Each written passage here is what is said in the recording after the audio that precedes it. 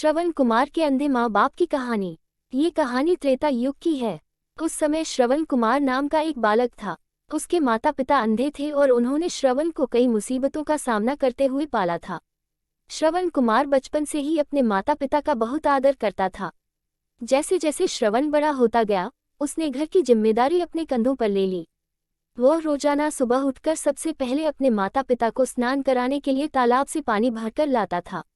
इसके बाद वह तुरंत जंगल की ओर लकड़ियां बीनने जाता। फिर लकड़ियां लाने के बाद श्रवण चूल्हा जलाकर माता पिता के लिए खाना बनाता था। श्रवण को इतनी मेहनत करते देख उसकी माँ हमेशा उसे टोकती थी। वह कहती थी, श्रवण बेटा तुम इतना सारा काम अकेले क्यों करते हो? खाना तुम मुझे बनाने दिया करो, मैं आसानी से बना लूंगी।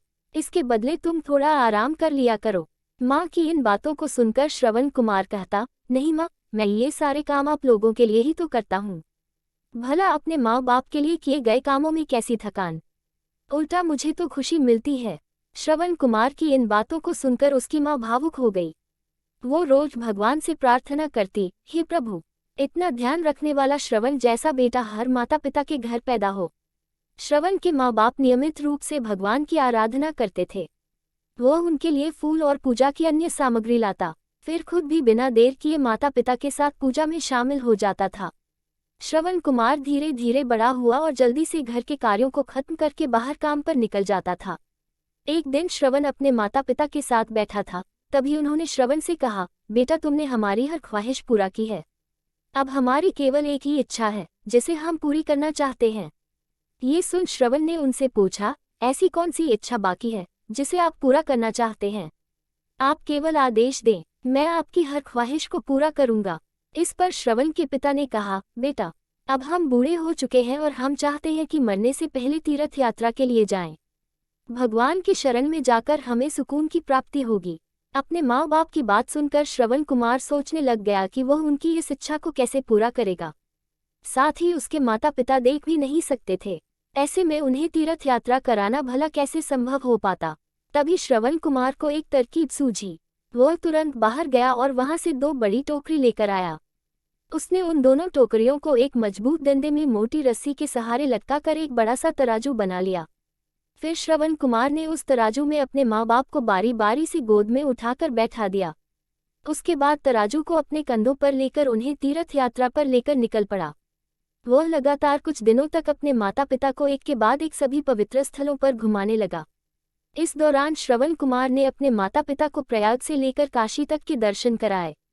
माता पिता को घुमाते समय श्रवण कुमार उन्हें उन जगहों के बारे में भी बताते चलता था, क्योंकि वह आंखों से उस दृश्य को नहीं देख सकते थे। अपनी बेटे की मेहनत को देख उसके माता पिता बहुत खुश थे। उन्होंने एक दिन श्रवण से कहा, बेटा हम देख नहीं सकते, लेकिन कभी भी हमें इस बात का दुख नहीं हुआ। तुम हमारे लिए हमारी आंखें हो। तुमने हमें जिस तरह सारे पवित्र स्थानों की कथा सुनाकर उनके दर्शन कराए हैं, ऐसा लगता है जैसे कि हमने सच में प्रभु के दर्शन अपनी आंखों से किया हो। अपनी माता पिता की बातें सुनकर श्रवण ने कहा, आप लोग ऐसी बातें न करें। बच्चों के लिए माता पिता कभी भी बोझ नहीं होते, ये तो बच्चों का धर्म होता है। एक दिन श्रवण कुमार आराम करने के लिए अयोध्या के पास अपने माता पिता के साथ रुका। तभी उसकी माँ ने पानी पीने की इच्छा जताई। श्रवण को पास में ही एक नदी दिखाई दी। उसने अपने माता पिता से कहा, आप दोनों यहाँ आराम करें, मैं आप लोगों के लिए अभी पानी लेकर आता हूँ। नदी के पास पहुंचकर श्रवण कुमार कमंडल में पानी भरने लगा। उसी जंगल में अयोध्या के राजा दशरथ भी शिकार के लिए पहुंचे थे। पानी में हलचल की आवाज सुनकर उन्हें लगा कि कोई जानवर पानी पीने आया है। उन्होंने बिना देखे केवल ध्वनि सुनकर ही अपना तीर चला दिया। दुर्भाग्य से वह सीधे श्रवण कुमार को लग गया। तीर लगते ही वह चीख पड़ा। इसके बाद राजा दशरथ जब अपने शिकार को देखने पहुंचे तो वहां श्रवण था। वो तुरंत श्रवण कुमार के नजदीक पहुंचे और कहा, मुझसे बहुत बड़ी भूल हो गई, मुझे माफ कर दीजिए। मुझे बिल्कुल नहीं पता था कि यहाँ कोई मानव होगा। मैं इस गलती का पश्चाताप करने के लिए क्या करूं कि तुम मुझे माफ कर दो। तभी करहाते हुए श्रवण कुमार ने कहा, यहाँ से थोड़ी ही दूर जंगल में मेरे माता पिता बैठे हैं।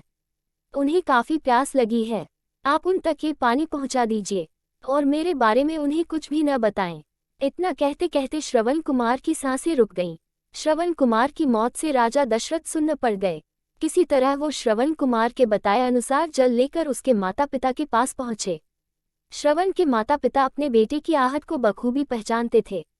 जब राजा दशरथ उनके करीब पहुंचे तो उन्होंने आश्चर्य से पूछा, तुम कौन हो और हमारे श्रवण को क्या हुआ? वह क्यों नहीं आया? राजा दशरथ उनके सवालों का जवाब नहीं दे पाए। उन्होंने चुपचाप पानी उनकी तरफ बढ़ा दिया। तभी श्रवण की मां ने चिंतित स्वर में जोर से कहा, तुम कौन हो और मेरा बेटा कहाँ है, ये बताते क्यों नहीं हो?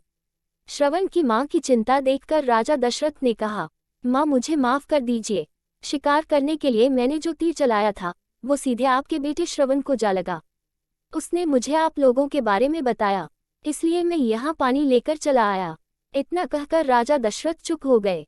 राजा दशरथ की बात सुनकर श्रवण की मां जोर जोर से रोने लगी।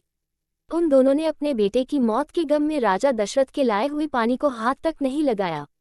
श्रवण के पिता ने तभी राजा दशरथ को पुत्र वियोग का श्राप दे दिया। कुछ ही देर बाद श्रवण के माता पिता ने अपने प्राण त्याग दिए।